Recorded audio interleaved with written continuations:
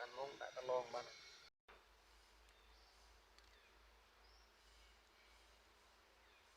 còn xem đi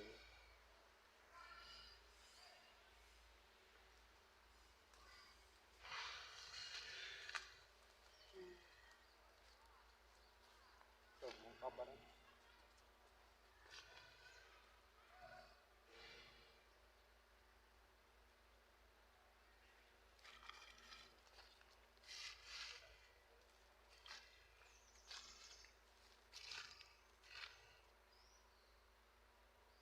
nhưng mà như đã sọt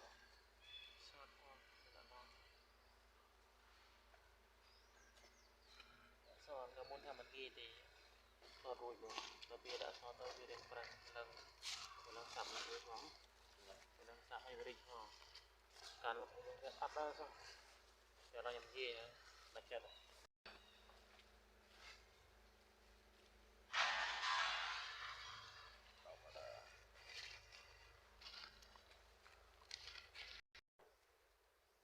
ลงลงกางเกงประสาทประคันเนี่ย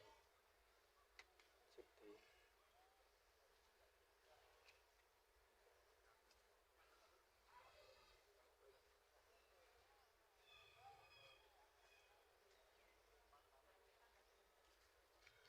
บาทนะ